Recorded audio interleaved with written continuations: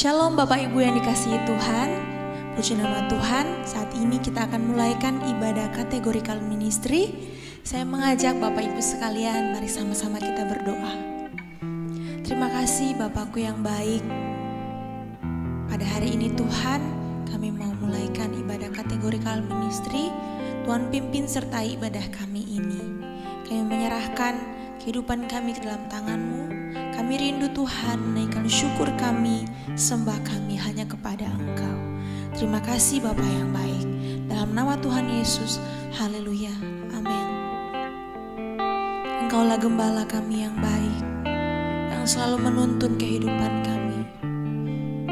Bapa yang selalu menyertai kami. Terima kasih Tuhan.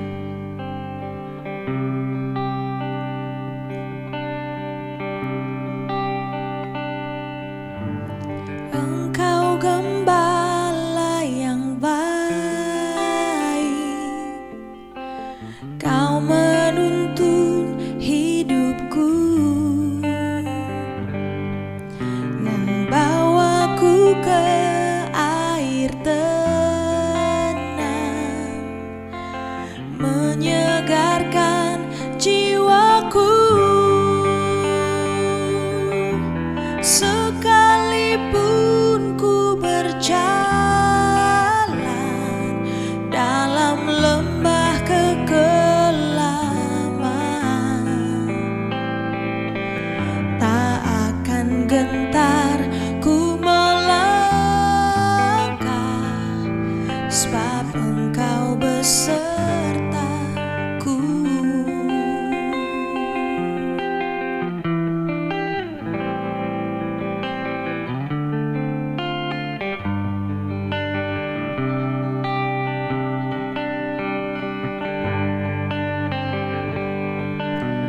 Engkau gembala yang baik, Kau menuntun hidupku, dan bawaku ke air tenang, menyegarkan jiwaku. Sekalipun ku berjalan dalam lembah kekelaman,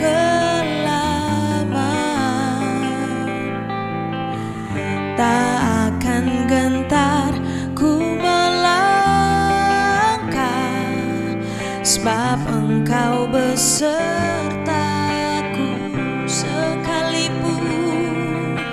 Sekalipun ku berjalan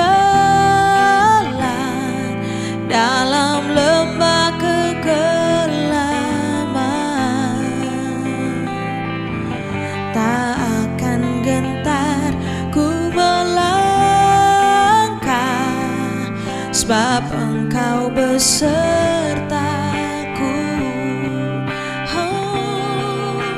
Sekalipun ku berjalan dalam lembah kekelaman,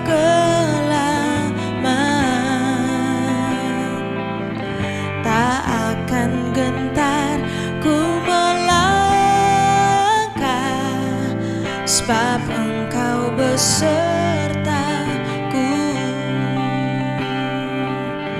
Tak akan gentar ku melangkah, sebab Engkau besertaku.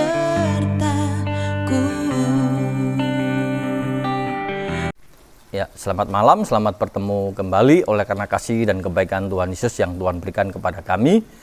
Di malam hari ini kita boleh belajar satu kebenaran firman Tuhan di dalam Ulangan pasal yang ke-8. Sebelumnya kita mau berdoa terlebih dahulu. Bapa kami di dalam surga, di dalam nama Tuhan Yesus kami mengucap syukur buat segala kebaikan dan pertolongan yang Tuhan berikan kepada kami. Tuhan telah menyertai dan memberkati sepanjang hari ini, dan di sore hari ini kami boleh bersyukur atas kasih setia Tuhan, di mana kami boleh belajar kebenaran firman Tuhan pada malam hari ini. Berkati hamba-Mu dan berkati anak-anak-Mu, kami serahkan ke dalam tangan Tuhan, di dalam nama Tuhan Yesus, haleluya, amin.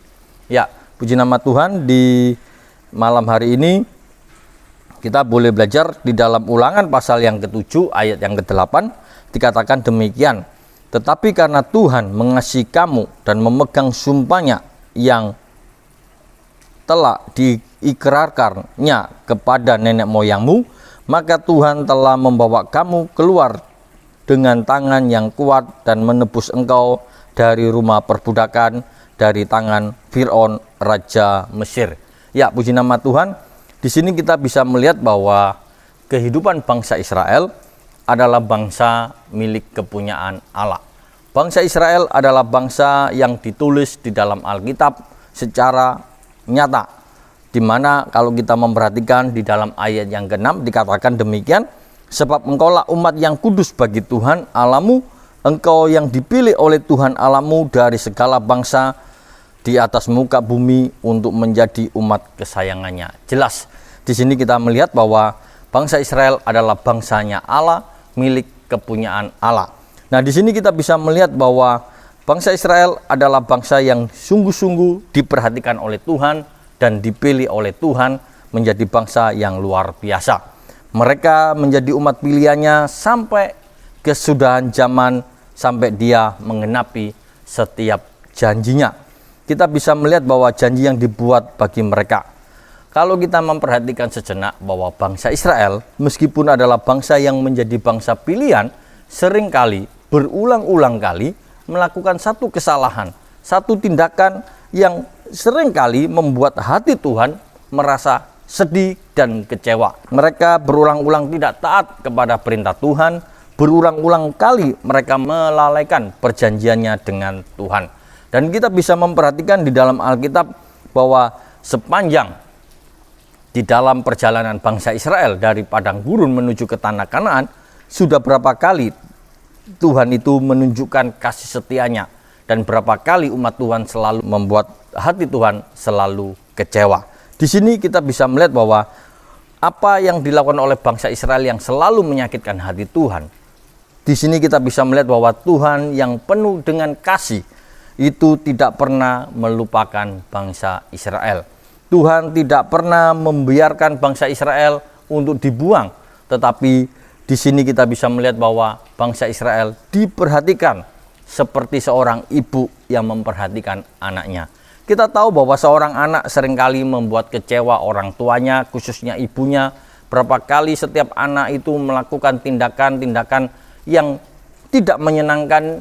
Namun kalau kita lihat bahwa seorang ibu selalu memperhatikan, selalu menolong, selalu menemani di dalam kehidupan sang anak. Demikian juga bangsa Israel, selalu diperhatikan, selalu didekati oleh Allah, selalu memperoleh penghiburan dan pertolongan dari Tuhan. Di sini kita bisa melihat bahwa sejak zaman permulaan Tuhan Allah memisahkan umat Tuhan dengan umat yang lain. Bangsa Israel dijadikan bangsa yang dikasihi, bangsa yang disiapkan untuk melayani, dan bangsa Israel dipersiapkan untuk menjadi bangsa yang menaatinya. Dan di sini kita bisa melihat bahwa apa yang Tuhan buat ketika Tuhan membuat bangsa Israel ini menjadi bangsa pilihannya. Di sini kita bisa melihat bahwa dia membuat sebuah janji kepada umatnya. Janji yang dibuat oleh Tuhan bukan janji saya kepada saudara-saudara, yang dimana janji saya bisa berubah. Tetapi ini Allah sendiri yang berjanji. Allah sendiri yang mengatakan bahwa dia yang mengasihi. Dia yang akan membuat janji itu menjadi perjanjian yang kekal. Jadi perjanjian Allah kepada bangsa Israel adalah perjanjian yang tidak bisa dibatalkan. Kalau saya berjanji, mungkin bisa dibatalkan dan teman-teman bisa kecewa. Tetapi kalau Allah yang berjanji, di mana Allah memperkatakan perkataannya, itu tidak dapat dibatalkan. Seperti Tuhan mengatakan di dalam Kejadian pasal yang ke-15 bahwa dia akan memberikan keselamatan. Janji berita kabar baik yang pertama kali di dalam Kejadian pasal 3 ayat yang ke-15 adalah berita keselamatan yang pertama kali diungkapkan oleh Tuhan. Disitulah tidak pernah batal sampai digenapi di dalam pribadi Yesus Kristus. Nah, di sini kita bisa melihat bahwa bangsa Israel menerima janji Tuhan, yaitu janji yang kekal, di mana Allah sendiri yang berjanji, janjinya tidak sembarangan dibatalkan. Jadi di sini kita bisa melihat bahwa Allah tidak bisa membatalkan janjinya kepada umat Tuhan. Dan di sini kita bisa melihat bahwa perjanjian Allah itu kekal dan berlaku secara turun-menurun. Kalau kita sampai di sini, kita akan ingat bahwa janji Tuhan ini disampaikan kepada Allah, kepada Abraham di dalam Kejadian pasal 17 ayat yang ke-7. Saya bisa membacakan demikian. Dia berjanji kepada Abraham, aku akan mengadakan perjanjian antara aku dan engkau serta keturunanmu turun-menurun menjadi perjanjian yang kekal, supaya aku menjadi Allahmu dan Allah keturunanmu.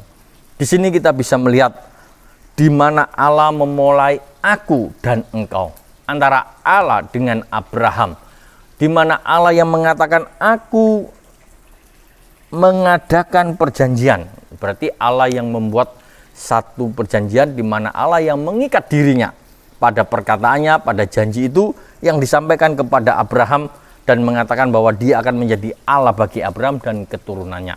Nah, sampai di dalam Ulangan pasal yang ke-7 ini, kita bisa melihat bahwa sungguh luar biasa janji Tuhan dan terus berlaku. Dan ketika kita membaca Alkitab lagi, dan sampai perjanjian lama, sampai ke perjanjian baru, dan kita bisa melihat bahwa janji Tuhan tidak pernah berhenti. Nah, di sini kita bisa melihat bahwa Allah kita adalah Allah yang setia. Di dalam kesetiaannya inilah Allah selalu menunjukkan kasih-Nya. Dia tidak pernah mengingkari perjanjiannya. Dia terus memberikan satu jalan di dalam kehidupan bangsa Israel, di dalam kehidupan umat Tuhan, dan Tuhan tidak pernah meninggalkan orang-orang pilihannya. Kita bisa melihat bahwa ketika umat Tuhan itu, khususnya bangsa Israel, mulai berpaling dan meninggalkan Tuhan, dan berulang kali tidak taat, ternyata Tuhan tidak memusnahkan. Di sini kita bisa melihat mereka tidak dihabiskan oleh Tuhan. Tentu saja kita bisa memperhatikan ada orang-orang yang memperoleh hukuman, namun ada orang-orang yang diberikan keselamatan oleh Tuhan. Di sini kita bisa melihat bahwa mereka tetap dihukum, dan Alkitab berkata dia menyembunyikan wajahnya dari umatnya karena dosa-dosa mereka. Ketika mereka memperoleh hukuman dari Tuhan, Allah pun memalingkan wajahnya ketika menjatuhkan hukuman. Dan kita bisa melihat hukuman Tuhan di dalam, khususnya dalam Ulangan ini, kita melihat satu peristiwa di dalam Ulangan pasal yang ke-13 itu, atau 13-16, adanya kisah pemberontakan umat Tuhan. Dan di sana kita bisa melihat hukuman Tuhan sangat luar biasa, di mana tanah yang ada itu terbuka dan menelan orang-orang Israel, orang-orang yang melawan Musa, dan orang-orang yang tidak taat kepada perintah Tuhan. Di sini kita bisa melihat tentang adanya penyembahan berhala di pasal 12, lalu adanya pemberontakan kepada Musa secara besar-besaran, dan kita bisa melihat Tuhan memberikan hukuman kepada orang-orang yang tidak taat kepada Tuhan. Nah, di sini kita bisa melihat satu peristiwa yang nyata, yang dibuat oleh Tuhan, yang sungguh-sungguh, yang Tuhan tunjukkan. Ada orang-orang yang memperoleh keselamatan yang Tuhan berikan. Biasanya orang-orang yang memperoleh keselamatan adalah orang-orang yang taat, di mana mereka yang sungguh-sungguh taat menerima perintah Tuhan dan hidup menurut ketetapan yang dibuat oleh Tuhan. Di situ dia memperoleh keselamatan. Bagi mereka yang tidak taat dan melawan Tuhan, disitulah kita bisa melihat hukuman Tuhan terjadi di dalam kehidupan mereka. Di sini kita bisa melihat, meskipun Tuhan menghukum bangsa Israel yang tidak taat, bagi mereka yang meninggikan hatinya, mereka yang sudah sesat jalannya, dan mereka yang sudah meninggalkan Tuhan, ternyata kita bisa melihat bahwa Tuhan masih memberikan kasih sayangnya yang besar. Tuhan kembali mengambil orang-orang yang dikasihi, dan kita bisa melihat bahwa Tuhan menunjukkan kebaikannya. Dalam murkanya Tuhan meluap-luap dan menyembunyikan wajah terhadap orang-orang yang dihukum. Namun di sini kita bisa melihat kasih setia Tuhan terjadi, di mana dia ada penghukuman, ada kasih yang Tuhan berikan di dalam hidup kita. Nah, di sini kita bisa melihat apa yang terjadi dalam Yesaya pasal 54. Kita akan bisa membaca di dalam Yesaya pasal 54 ini. Nah, di sini kita bisa baca 54 ayat 7 sampai yang ke-8. Hanya sesat lamanya aku meninggalkan engkau, tetapi kasih sayang yang besar aku mengambil engkau kembali. Dalam murka yang meluap aku akan menyembunyikan wajahku terhadap engkau sesaat lamanya, tetapi dalam kasih setia abadi aku telah mengasihi engkau, firman Tuhan penebusmu. Jadi kalau kita lihat sungguh luar biasa kasih Tuhan, di mana Tuhan tidak membiarkan kita hidup di dalam penghukuman. Adanya kasih setia Tuhan yang memulihkan di dalam kehidupan kita. Kita bisa melihat bahwa nenek moyang bangsa Israel hatinya terpikat. Tuhan mengasihi, dan kita yakin bahwa Tuhan mengasihi bangsa Israel dengan sungguh-sungguh. Di sini kita bisa belajar apa yang perlu kita renungkan di dalam kehidupan kita. Di dalam Ulangan pasal yang ke-7 ini kita bisa melihat bahwa Tuhan tidak pernah lalai. Tuhan tidak pernah ingkar janji, dan itu yang boleh kita pegang dalam hidup kita. Kita mungkin merenungkan sejenak bahwa kita seringkali membuat Tuhan kecewa, membuat Tuhan sedih atas tingkah laku kita. Namun di sini kita bisa melihat bahwa Tuhan tidak pernah membiarkan kita hidup di dalam kesalahan, hidup dalam hukuman. Kita ingat bahwa Tuhan selalu menolong kita berapa kali dan berulang-ulang kali. Tuhan itu menolong di dalam kehidupan kita. Biarlah kita sebagai anak-anak Tuhan pada malam hari ini merenungkan sepanjang tahun 2024 ini, kita bisa melihat pertolongan Tuhan yang tidak pernah berhenti. Kasih setia Tuhan yang selalu hadir setiap pagi dalam hidup kita, yang selalu menguatkan kita, menolong kita, yang membuat kita selalu ingat akan kebaikan Tuhan.